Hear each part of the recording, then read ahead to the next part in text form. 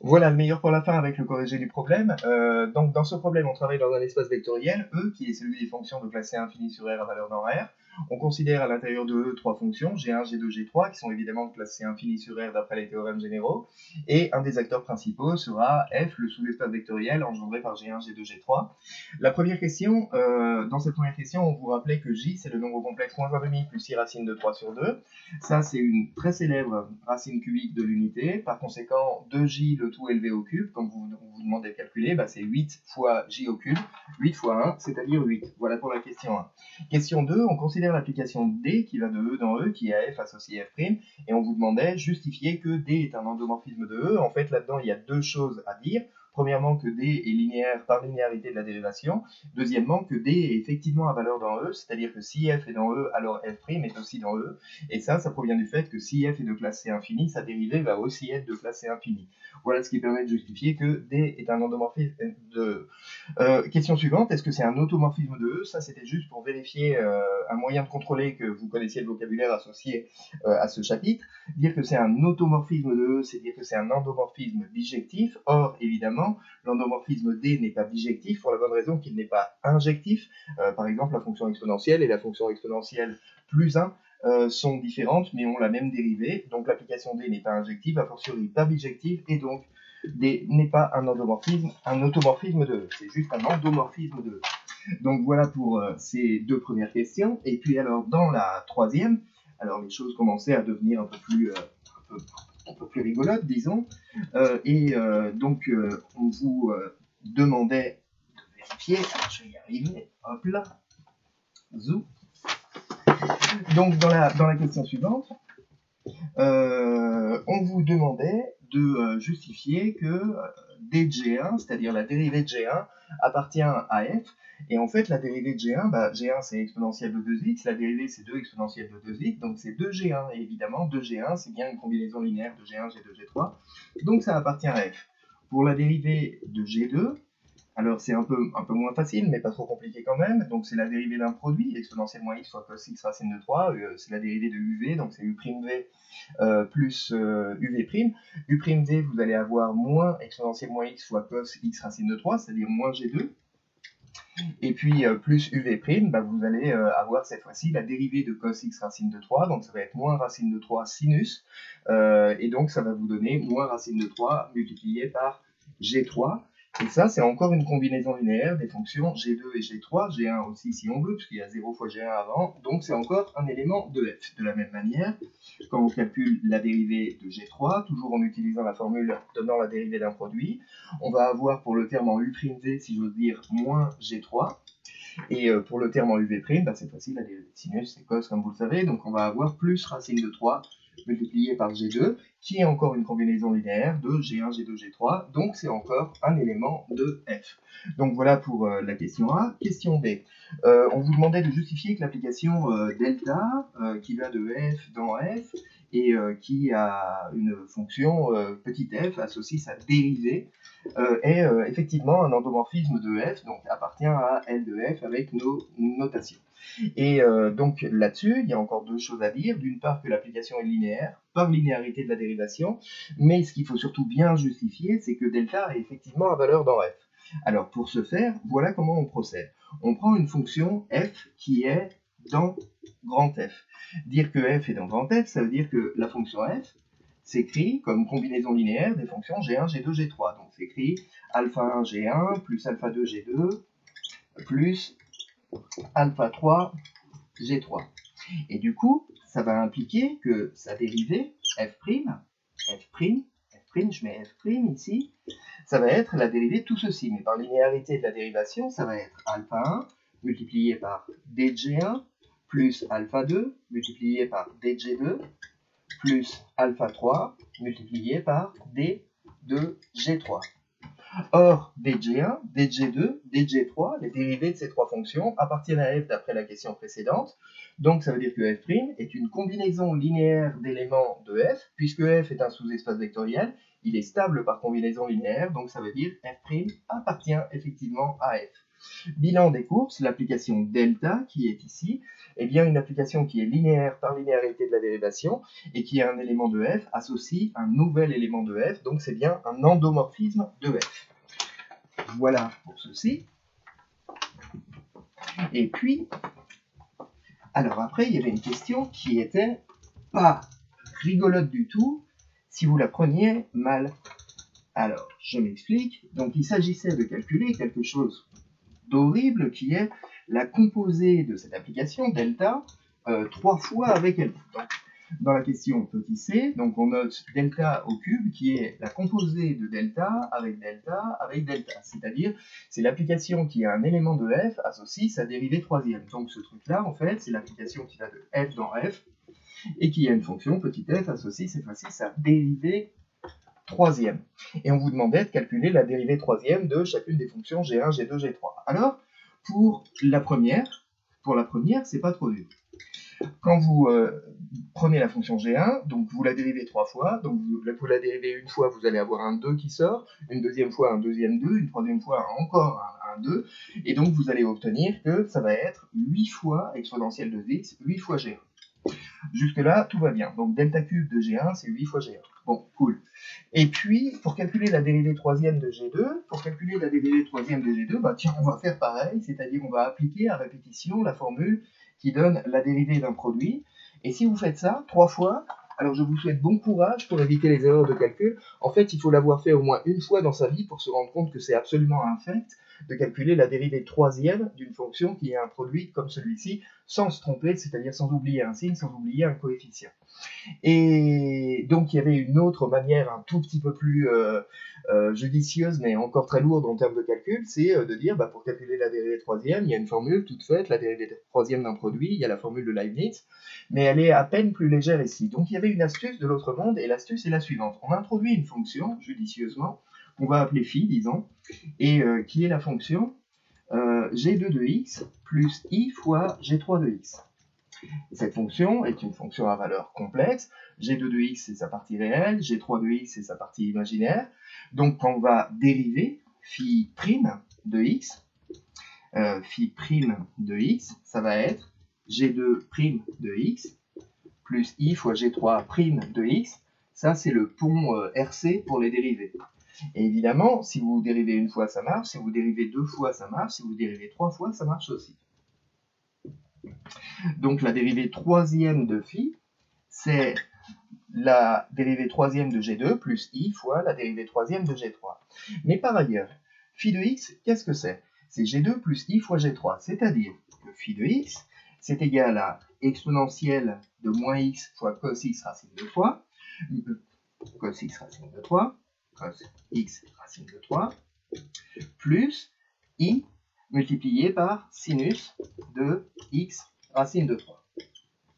C'est-à-dire que c'est finalement exponentielle de moins x multiplié par, et puis ça, c'est une exponentielle complexe, c'est exponentielle de i racine de 3 x. C'est-à-dire c'est exponentielle de x facteur de moins 1 plus i racine de 3. C'est-à-dire c'est exponentielle de 2j x. Ouais, le j, vous vous souvenez? Le j de tout à l'heure. Moins 1 plus i racine de 3, c'est 2j. Quel est l'intérêt de ce truc-là? L'intérêt de ce truc-là, c'est que phi de x, maintenant, c'est exponentielle de lambda x, avec dans le rôle de lambda 2j. Donc, quand vous dérivez 3 fois cette fonction, vous avez lambda au cube multiplié par cette fonction. La dérivée troisième de exponentielle lambda x, c'est lambda au cube multiplié par exponentielle lambda x. Donc, ça veut dire que la dérivée troisième de la fonction phi, ça va être lambda au cube, 2j élevé au cube, ouais mais 2j élevé au cube c'est 8, donc 8 multiplié par phi de x. 8 multiplié par phi de x, c'est-à-dire du coup que 8 phi de x, c'est-à-dire 8g2 plus i fois 8g3, c'est égal à la dérivée troisième de g2 plus i fois la dérivée troisième de g3. Donc du coup, ça veut dire que la dérivée troisième de g2, c'est 8g2. La dérivée troisième de g3, c'est 8g3. Du coup, pour chacune des fonctions G1, G2, G3, la dérivée troisième, c'est égal à 8 fois la fonction GI en question. Voilà pour ceci. Et ça va avoir une conséquence très sympathique pour l'endomorphisme delta. Hop là. En effet, si maintenant on prend une fonction quelconque, donc appartenant à grand F, dire qu'une fonction appartient à grand F, ça veut dire que cette fonction-là, elle va pouvoir s'écrire comme alpha 1 fois G1 plus alpha 2 fois G2 plus alpha 3 fois G3. Donc du coup, quand on va calculer son image par l'endomorphisme delta 3, delta composé avec delta composé avec delta, donc l'image de f par delta 3, bah, c'est l'image de cette combinaison linéaire par delta 3, mais l'application delta 3, elle est linéaire, puisque c'est un endomorphisme, donc ça va être alpha 1 multiplié par delta 3 de G1, plus alpha 2 multiplié par delta 3 de G2, plus alpha 3 multiplié par delta 3 de G3. Mais d'après la question précédente, delta 3 de G1, c'est 8 fois G1. Donc on a 8 fois G1. Ici, delta 3 de G2, c'est 8 fois G2. Ici, c'est 8 fois G3. Donc ce qu'on va récupérer, c'est 8 facteurs de alpha 1, G1, plus alpha 2, G2, plus alpha 3, G3. C'est-à-dire 8 F. Donc ce qu'on a établi, c'est que l'image d'une fonction f par delta au cube, par l'endomorphisme delta composé avec delta composé avec delta, eh bien c'est 8 fois la fonction f. Et ça, c'est valable pour n'importe quel f appartenant à f. Donc ça veut dire que delta 3, l'endomorphisme delta 3, eh bien c'est non, c'est pas l'identité, c'est 8 fois l'identité. 8 fois l'identité de f. Puisque delta 3, c'est 8 fois l'identité de f,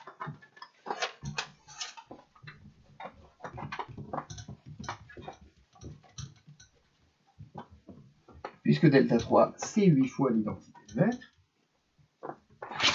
disais-je donc, on a delta, composé avec delta 2, qui est égal à 8 fois l'identité de f.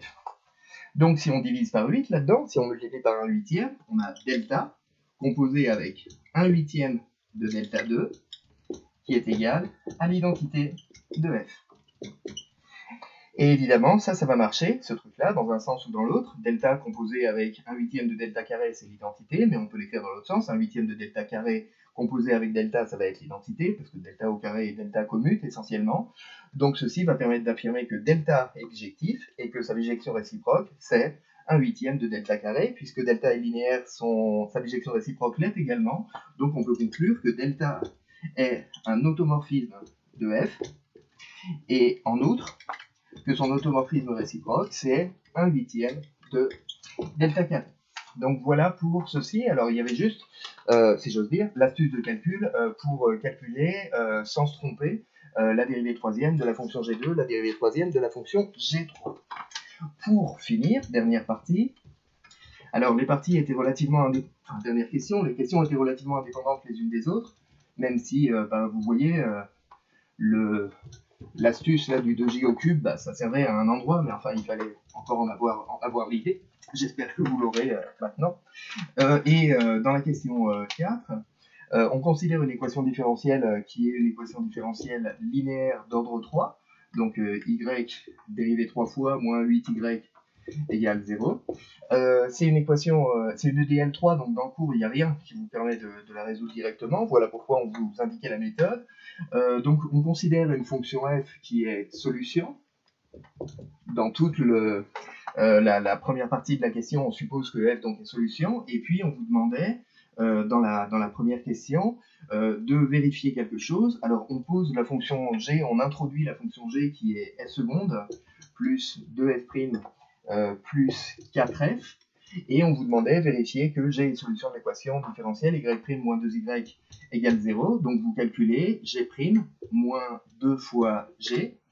La dérivée de G par linéarité de la dérivée, bah, c'est la dérivée troisième de f, plus 2 fois la dérivée seconde de f, plus 4 fois la dérivée première de f, vous prenez l'expression qui est au-dessus et vous la dérivez, moins 2 fois la fonction g, donc moins 2 f seconde, moins 4 f', moins 8 f, et donc bah, vous voyez ce qui se passe, les f secondes disparaissent, les f' disparaissent, et il vous reste f dérivé 3 fois, moins 8f, ah bah oui, mais f est solution de l'équation différentielle qui est ici, donc ça veut dire f dérivé 3 fois moins 8f est égal à 0, donc tout ceci du coup est égal à 0. Donc ce qui signifie que cette fonction-là, f seconde plus 2f' plus 4f, est bien solution de, donc est solution de y' moins 2y égale 0. Donc voilà pour cette chose-là. Donc voilà pour la question petit a. Question petit b, pardon. Donc c'était une question de cours simplement. Donc petit b, rappelez la solution générale justement de y seconde y' moins 2y égale 0. Donc ça c'est du cours. Donc vous recrachez le cours pour le coup. Alors on va le noter phi de x, disons, égale k fois exponentielle de x avec x réel, k réel. Donc ça c'est la solution générale de cette équation différentielle. Petit c, on vous demandait, tiens, lambda, tiens, je vais mettre plutôt lambda. Dans la question petit c, on vous demandait de résoudre cette fois-ci une équation différentielle qui est l'équation différentielle, donc y seconde, plus 2y' plus 4f, plus 4y, pardon, égale lambda multiplié par exponentielle 2x, où lambda est un réel fixé. Ça, c'est une équation différentielle d'ordre 2 avec second membre. Donc, pour la résoudre, vous commencez par résoudre l'équation homogène associée, donc y seconde plus 2y' plus 4y égale 0. Pour résoudre cette équation différentielle associée, vous cherchez l'équation caractéristique. L'équation caractéristique, c'est x carré plus 2x plus 4 égale 0. Vous calculez les discriminants, vous trouvez les racines, et les racines sont, oh dis donc, ça c'est bizarre alors. Comme racine, on trouve moins 1 plus ou moins i racine de 3. C'est-à-dire 2j et 2j bar, juste comme ça au passage. Donc du coup, donc voilà pour ce truc-là. Ah oui, donc ça veut dire que la solution générale du coup de l'équation homogène associée, eh bien c'est, alors on a noté fh de x dans le cours, et donc c'est exponentielle moins x multiplié par, donc moins x parce que la partie réelle ici c'est moins 1, multiplié par lambda, multiplié par alpha, disons, par cos de x fois racine de 3, puisque la partie imaginaire c'est racine de 3, plus bêta sinus x racine de 3. Et en développant, vous retrouvez donc les fameuses fonctions G1, G2, G3, enfin G2, G3 pour être plus précis. Alpha multiplié par exponentielle moins x cos x racine de 3, c'est G2, l'autre ça va être G3. Donc c'est alpha multiplié par G2 plus bêta multiplié par G3 de x. Donc ça déjà c'est la solution générale de l'équation homogène associée. Reste après, pour achever la résolution de cette équation différentielle, à trouver une solution particulière de l'équation avec second membre. Donc, est-ce que je peux copier ça? Ouais. Reste à trouver donc une solution particulière de l'équation avec second membre. Alors, ici, ce qu'on observe, c'est que le second membre, c'est lambda fois exponentielle 2x. 2 n'est pas racine de l'équation caractéristique, donc on peut trouver une solution particulière, donc fp de x, pour reprendre nos notations d'habitude, qui est sous la forme k fois exponentielle 2x, et puis on ajuste la valeur de k en remplaçant donc y seconde, y', y par f seconde, f', fp. Alors explicitement, donc dire que fp est solution de l'équation, donc dire que fp est solution de cette équation, c'est équivalent à dire que pour tout réel x, donc y seconde, ça va nous donner la dérivée seconde de ce truc-là, bah, c'est 4k exponentielle 2x, donc on va avoir exponentielle 2x, facteur de 4, plus 2 fois la dérivée première, plus 4, encore une fois, du coup, plus 4 fois la fonction elle-même, donc plus 4, encore une fois, est égal à lambda fois exponentielle 2x, et du coup, les exponentielles 2x disparaissent, et il nous reste 12k égale lambda, c'est-à-dire k égale lambda sur 12. K égale lambda sur 12. Du coup, ce qu'on en déduit, c'est que la solution générale de l'équation différentielle, avec second membre cette fois-ci,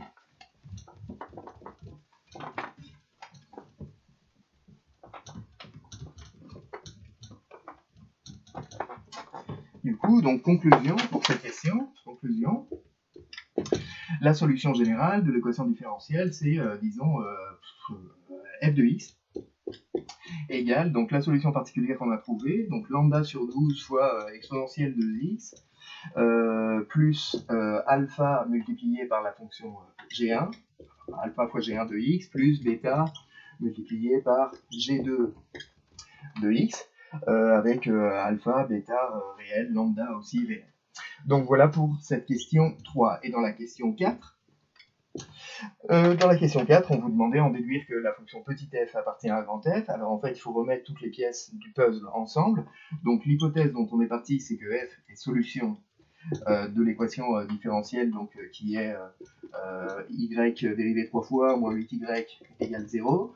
Sous cette hypothèse-là, on a montré que la fonction g, la fameuse fonction g, vérifiée y' moins 2y égale 0, c'est-à-dire on a montré que du coup f seconde plus 2 fois f' plus 4f était égal à lambda fois exponentielle 2x pour un certain lambda. Et donc d'après la question que l'on vient de faire, ça implique que la fonction f donc s'écrit comme lambda sur 12 fois exponentielle 2x, c'est-à-dire lambda sur 12 fois g1, plus alpha, ici, excusez-moi, c'était g2 et g3 ici, g2 et g3.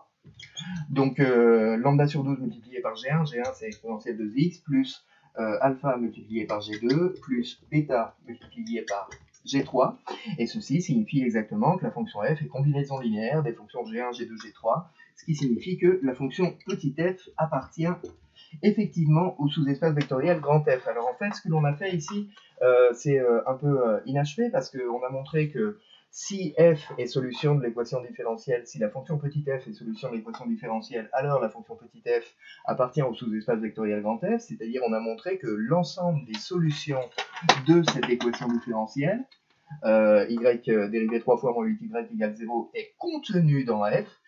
Il se trouve que la réciproque est vraie, puisque réciproquement, comme on l'a vu, toute fonction qui est dans f, donc qui est combinaison linéaire de g1, g2, g3, va être solution de cette équation différentielle, essentiellement parce que la dérivée troisième de gi, c'est égal à 8 fois gi, et c'est ce qui permet d'affirmer, on ne vous le demandait pas ici, que l'ensemble des solutions de cette équation différentielle, y dérivé 3 fois moins 8y égale 0, c'est exactement le sous-espace vectoriel grand F.